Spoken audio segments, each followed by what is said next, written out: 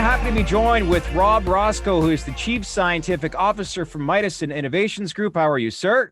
Great. It's great to be talking with you today. I know we've been following you closely. We've had Josh, we've had Damon on the past month or so. Mydecine's garnering a lot of attention as far as the investor base, but as we start to build out more of the narrative, we really want to find out, I think, behind the curtain, the scientific side of everything and what you're looking to achieve. And Mydecine is building a narrative as a leader of research in the psychedelic space where you focus on drug development with applied pharmaceuticals at the University of Alberta, clinical trials, and then telehealth with MindLeap. So before we get into research, though, and business, I'd like to understand a little more about your experience and background and why the psychedelic industry captivated your interest.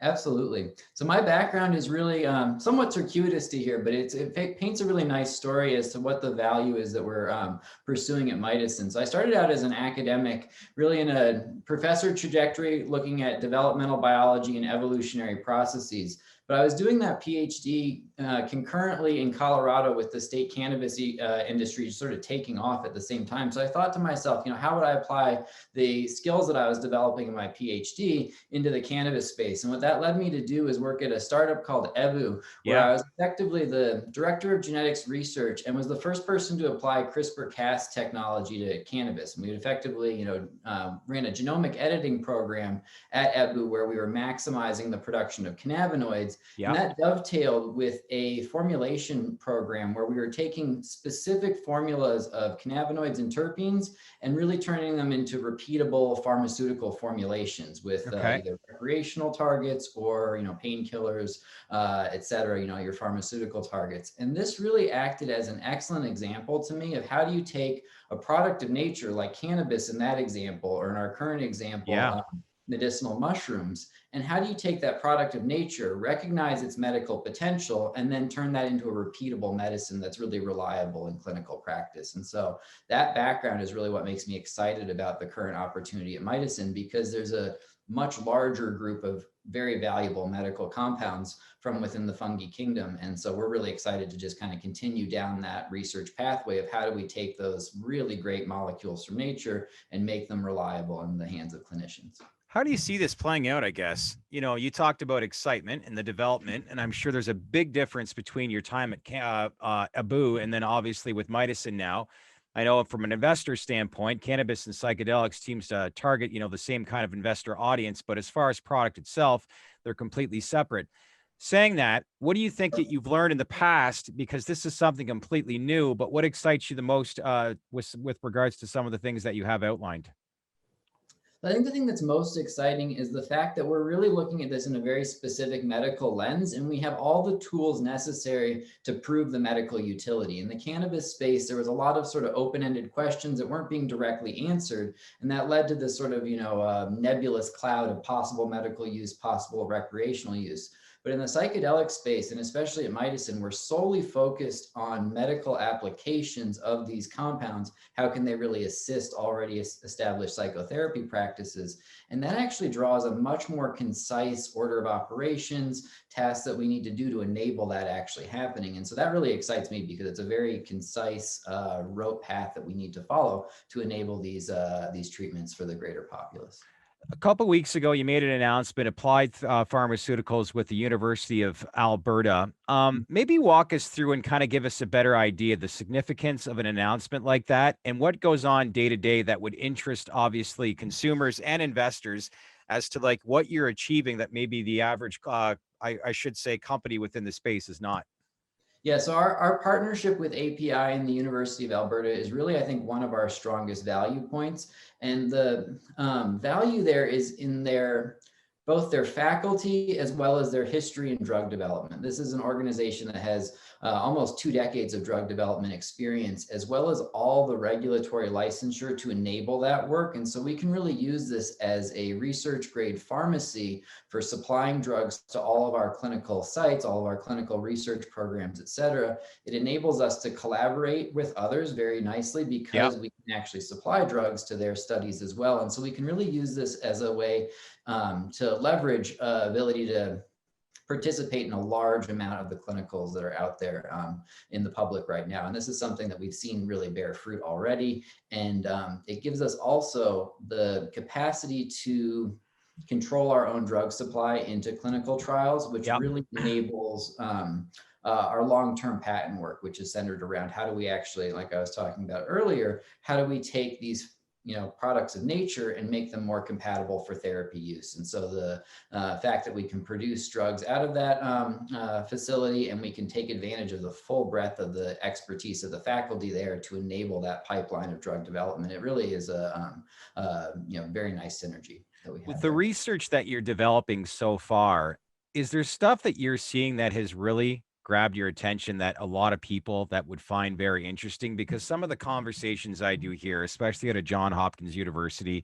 related to anxiety, related to PSD, military soldiers that were suffering from PSD, or they don't want to use the word cured, but at the same time, they're seeing significant results. Even people with like, quitting smoking, the results have been incredible. But are there certain results that you're seeing already with research that would really grab people's attention?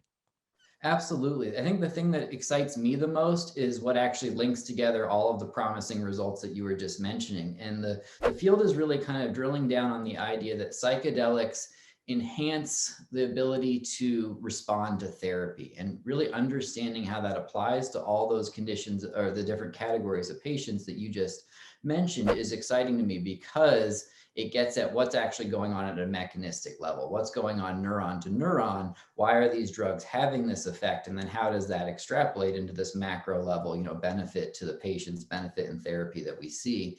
And what's really enabling that is that advanced molecular biology, advanced sort of metrics on how do we actually look at what's going on in the patients is quickly catching up to the trend that we already knew was existing there from the last few decades of research. And the two of those, So what does that mean?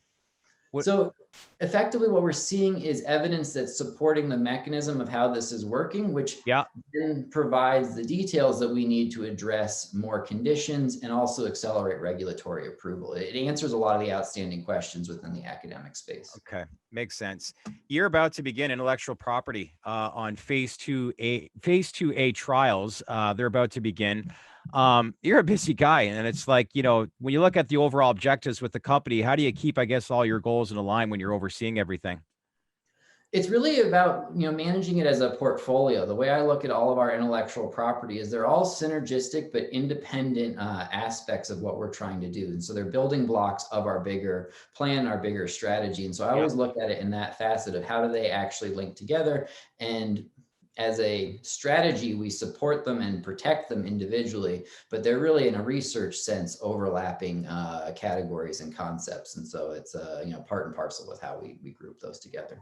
I want to focus my attention on the technology telehealth with MindLeap. Mhm. Mydecine, as you know, puts a heavy emphasis on your research, development, and intellectual property as a way of, I guess, creating innovative new products and services. So maybe explain how you're using the intellectual property funnel, I guess, to support the clinical trial, and most importantly, as I originally said, the technology side of the business. Absolutely. So we really view this as, how do we take a very, potent molecule like psilocybin that's seeing, promise in clinical research, and how do we make that more compatible to the clinician? How do we make that so that it's more dosable, safer for use in practice? And part and parcel with that is ensuring that there's continuity of care after treatment. And so that's something that we view technology as a really enabling step there. And specifically, MindLeap is one of the ways that we're looking at addressing that, is it provides significantly better access to therapists for patients where they exist now. And you can imagine how that applied in a context of 100%. psychedelic therapy can be really enabling of that continuity of care. How big do you think telehealth grows over the next 2, 3, 5 years? Because new trends happen since COVID, and it appears that telehealth is not going away anywhere. And I guess what opportunity that presents for a technology platform like MindLeap.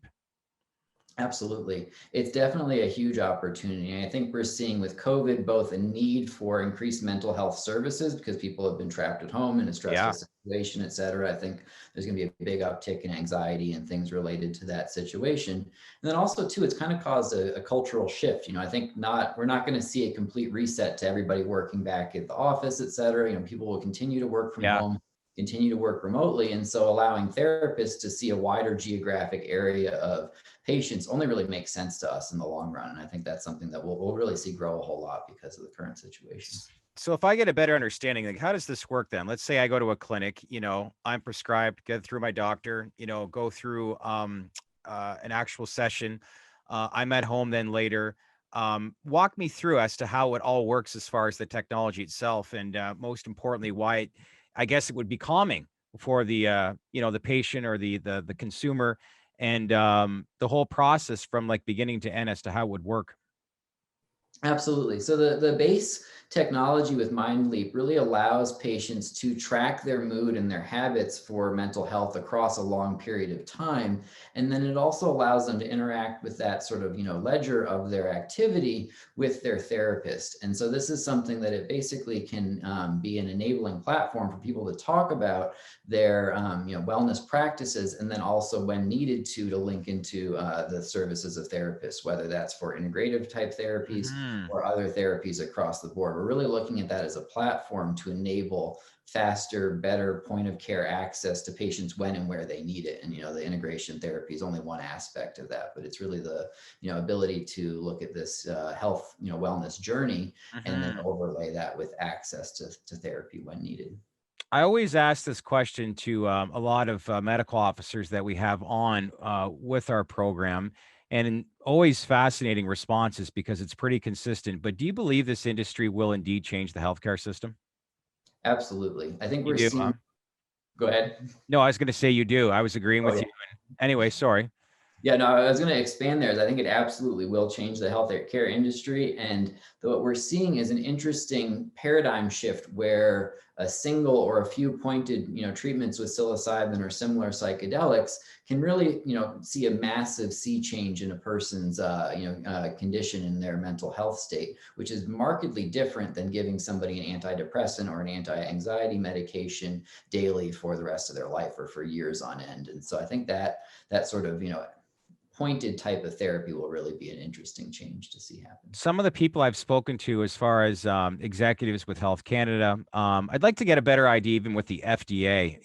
Health Canada officials are definitely warming up to the idea more and keeping an open mind because let's face it, we need more opportunities and solutions considering what's happened, especially over the last 12 months. But is there any feedback that you hear from the FDA on a lot of this stuff? And are they, again, similar to what the Health Canada is, consistent with keeping an open mind and trying to find different avenues and solutions for what's taking place right now?